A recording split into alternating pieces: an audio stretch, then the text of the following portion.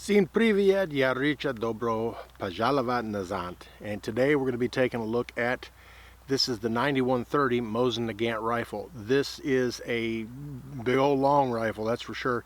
It's got like a 29-inch barrel on it. It is absolutely huge.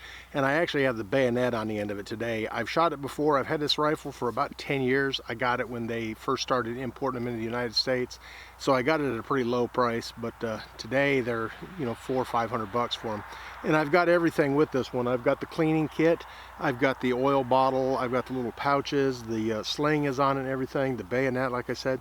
But I'm going to be firing some modern ammo in it today because the old ammo, the Russian surplus ammo, is it's got corrosive primers in it. So I don't want to use those because they'll tend to eat away or erode at the barrel. And today I've got some they are S.C.A.R and S.C.A.R and Bialot, whatever. Anyways, they're a more modern brass cased ammo where the old stuff is steel case. So we're going to put some of these in here and give it a shot at the 100-yard target and see how it does. Alright, this is a bolt action rifle and the bolt throw on it is 90 degrees.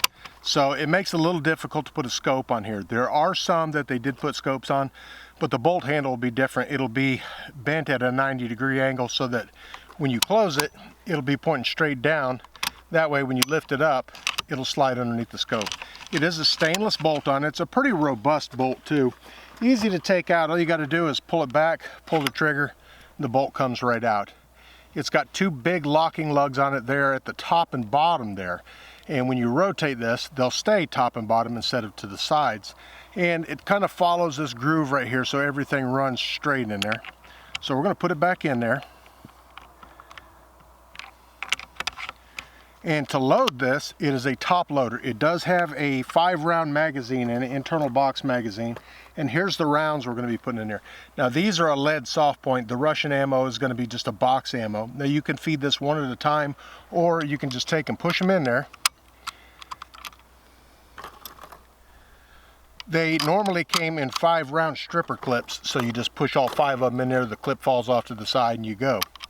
So we're going to go ahead and load the 5 rounds in there and take some shots at the 100-yard target up there. Now this is a military weapon, so it was designed to go after, you know, human targets.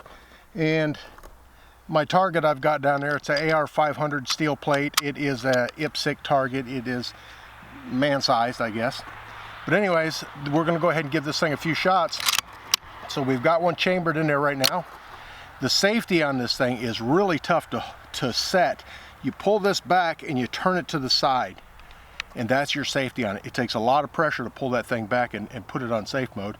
And then you just take it off safe, just pull it back, rotate it to the right a little bit, and it's ready to go. The sights on this thing are marked from 100 up to 2,000 meters. Now I've got it set pretty low. I'm only shooting at 100 yards. But if you take this thing all the way up to its highest setting, you're pretty much lobbing the bullet because that rifle's going to be sitting like that.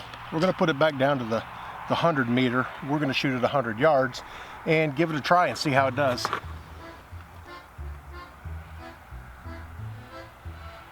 Now this is open sights, so I get what I get. Got the eyes on and got the ears in because it is pretty loud too. There's no soft butt plate on this thing either. It's a hard steel plate, but I've got it in the hydro sled here, so it should do all right.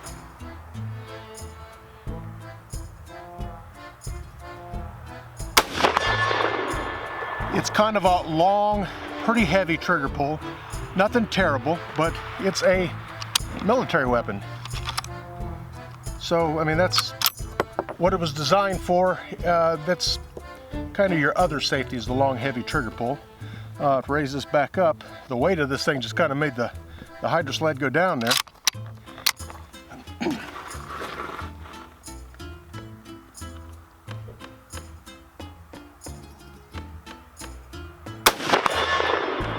And it's dead on. The sights on this thing, like I said, they're open sights, and 100 yards, I'm having absolutely no problem hitting that.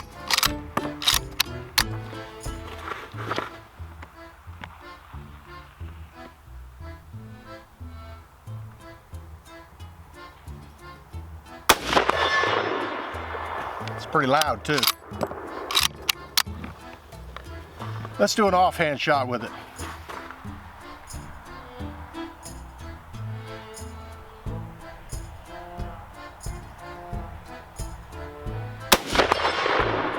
got a little kick to it too, but completely doable.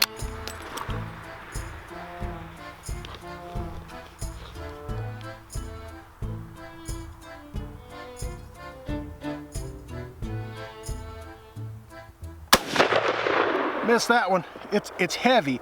It's way out there on the end. Like I said, I've got the bayonet on it, so it makes it even longer. But they say that shooting with the bayonet on there is actually increases the accuracy because it does something with the barrel harmonics. I don't know if that's true or not, but it's definitely a long rifle, that's for sure. Let's take a look at a couple of the other features on it. Now the bayonet on there comes off, it twists 90 degrees. There's a little spring plate on the bottom here. You just push it up and you'll rotate it. It's kind of tough too. Rotate it to the side, it'll completely block the front sight on it. Take it off of there. There is a cleaning rod in there. And it's been a long time since I've had this thing out. I use my regular range rod when I'm cleaning. But it threads in there, it's got a threaded end on it, and stores right there in the rifle. So you go to put it back in there, you'll thread it back in. And then the cleaning kit that came with it is this little, it's actually vinyl, believe it or not. You'd think it would be leather. It's got kind of a pebble grain leather look to it. The straps on it are leather. Here's the cleaning kit part in there. It comes with a little screwdriver piece. It comes with a, this is actually a jag. You just took a piece of torn off material and wrapped it around the end there and run it through. There is a little T-handle that goes in there so you can put it in the end of the rod and twist it. Your little tool, there's your screwdriver. Your bayonet is also a screwdriver. It's got a screwdriver end on it, regular screwdriver. And the other side of the pouch is the little oil can. It's a neat little can. It's divided in the middle, so it's got two caps on it. One of them is for water, and the other one is for a, one is for a cleaning solvent. The other one is for an oil. I've never had anything in it. I heard that whatever cleaning solution that they used back in the day was pretty gnarly stuff too. But I did get all the accessories with it except for the belt. I did not get a belt that this mounts on. It's got the two loops on the back of it there. But it's a pretty cool old rifle, and a lot of places, the rounds that I'm using in here are a jacketed soft point. These are actually kind of a hunting round, and a lot of people bought these things when they first come out and actually used them to go hunting, and they're just a pretty cool old rifle. Another nice thing about this ammo is, first of all, it's brass case, and it is reloadable. So the ammo, the Russian surplus ammo, has dried up pretty much. You used to be able to get it in just little individual paper wrapped packs, and you used to be able to get it in what they called a big Spam can or tuna can, and I think they had like 440 rounds in there. But like I said, it's all the corrosive ammo. Not a good thing to use unless you clean it right away. I'm gonna get this thing in as soon as I get out of this Siberian-like weather right now and get it cleaned up. But with the old stuff, if you let it sit for a while, it will start eating away at the barrel, and I don't want that.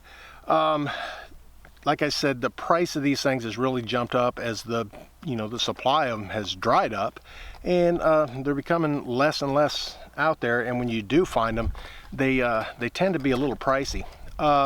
They were made from 1891 until actually a little bit before that, because that's when they started to develop them. But the Russian military adopted them in 1891, and these are still in use today in different parts of the world, and they function great. There was millions of them made. I can't remember how many millions, but there was a whole lot of these things made, and they're still out there. I got this one all packed up in cosmoline, so I had to take it out and scrub it up real good just to see what I even had when I got it. But not a bad rifle if you're in an area that allows a neck down cartridge for hunting, or if you're just into collecting old, Soviet era firearms. They're a good collectible piece, and especially if you got the Nagant revolver too, so I've got the matched pair there, and they're just cool old rifles. Anyways, thanks for watching Small Caliber Arms Review. If you could, hit this button up here to check out some of my other videos. Hit this button over here to subscribe if you haven't already, and I'm getting out of here. Maybe go find me a bottle of Stolies or something. Thanks for watching.